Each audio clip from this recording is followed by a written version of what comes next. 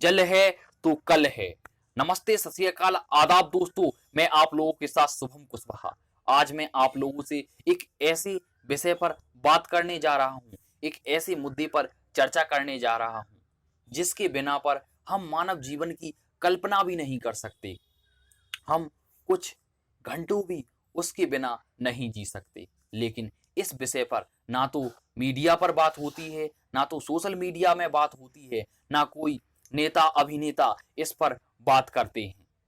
यह मुद्दा बड़ा ही हम लोगों के दिलों के करीब है, लेकिन हम लोग भी इससे बेफिक्र रहते हैं। यह मुद्दा है जल का, यह मुद्दा है पानी का, यह मुद्दा है नीर का। जैसा कि हम लोग देख रहे हैं, वर्तमान समय में पानी की कितनी समस्याएं हो रही हैं। बड़े बड़े महानगरों में पानी के लिए लोग बड़ी बड़ी लाइनों में लगे होते हैं, कतारों में लगे होते हैं। लेकिन दूसरी ओर लोग पानी की बर्बादी निरंतर करते जा रहे हैं। हमें जितनी भी जरूरत होती है उससे अधिक हम पानी व्यर्थ कर देते हैं। ये तो आप लोग भी देख रहे होंगे और आप लोग खुद महसूस कर रहे होंगे। लोग निरंतर पानी का दोहन कर रहे हैं। लेकिन अगर एक दिन के लिए हमारे घर के नलों में पानी ना आए तो हम पानी के लिए हाहाकार मचा देते हैं। पानी की इतनी किल्लत हो रही है। जो हमारे भारत के गांव हैं, वहां से लोग पानी के कारण पलायन कर रहे हैं। पानी ना होने के कारण, सिंचाई की सुविधा ना होने के कारण वह बड़े बड़े महानगरों में आकर रोजगार के लिए भटक रहे हैं और उन्हें रोजगार मिलने में काफी समस्या हो रही है। इसलिए हम लोगों को इस समस्या को बड़ी ही गंभीरता से और इस पर हमें विचार करना होगा, सोचना होगा और समझना होगा। क्या आपको पता है मानव सभ्यता का जन्म नदियों के किनारे ही हुआ? क्योंकि पानी की व्यवस्था केवल पहले नदी ही थी। ना तो इतने हमारे पास हैंडपंपों की सुविधा थी, ना हमारे पास पाइपलाइनों की सुविधा थी। हम लोग अपना जीवन नदियों के किनारे ही जिया करते थे। पुराने जितने भी बड़े बड़े महानगर और प्रसिद्ध शहर हैं, ज्यादातर नदियों के किनारे ही वास किया करते थे। और आपको पता है क्या, पूरी दुनिया में कहीं भी नदियों को माँ का दर्जा प्राप्त नहीं है, लेकिन हमारे भारत में नदियों को माँ का दर्जा प्राप्त है।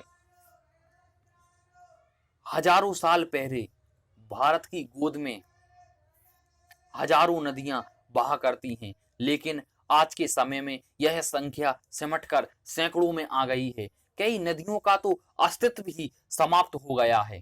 इसका कारण है हम लोग, क्योंकि हम लोगों ने अपने इस्तेमाल किया हुआ गंदा गंदा पानी नालियों के द्वारा होते हुए वह नालों में और नालों के द्वारा वह नदियों में चला जाता है। इसलिए नदियां भी एक नाले का रूप धारण कर लिया है और हमारी नदियां बर्बाद हो गई हैं। जब वर्षा का पानी आता है तो एक दो महीने के लिए वह नदी का रूप ले लेती हैं, बाद में वह गंदा नाला हो जाता है।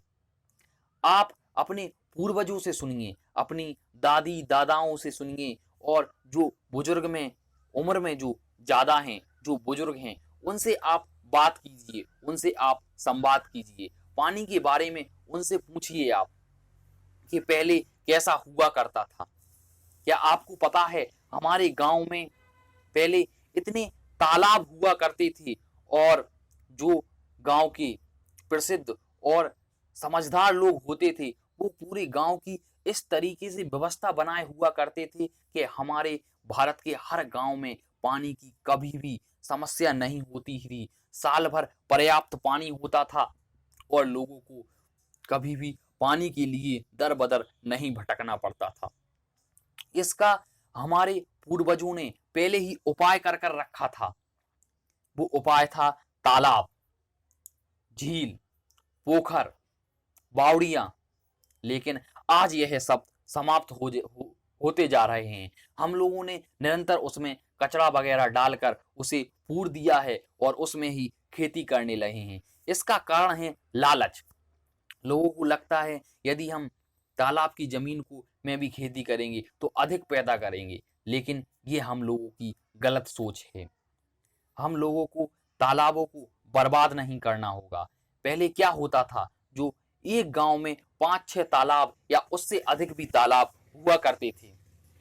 जो गांव की पूरी पानी की व्यवस्था है वो इस तरीके से सुचारू रूप से की जाती थी कि वह गांव का सारा पानी होकर तालाबों में इकट्ठा हो जाता था, जिसमें साल भर लोग अपने अपने घरेलू इस्तेमाल के लिए लिया करते थे और पशुओं को उसी में पानी पिलाया करते थे। ये लेकिन आज आज हम लोगों ने अपने अपने उसको बिगाड़ दिया है, तालाबों को खत्म कर दिया है। तालाबों से क्या होता था, जो भूमिगत जो भूमि के अंदर का जो जल है वो स्तर बढ़ता था और उसके आसपास हम लोग पेड़ अधिक से अधिक लगाया करते थे। लेकिन आजकल निरंतर पेड़ों की कटाई हो रही है। उसके कारण से उसका लगाने का ये कारण होता था कि जो जो पेड़ होते हैं वह अपनी अपनी जड़ों से पानी को, भूमि के स्तर को खींच कर रखते हैं, उसे पकड़ कर रखते हैं, जल को पकड़ कर रखते थे। लेकिन आज हम लोगों ने निरंतर पेड़ों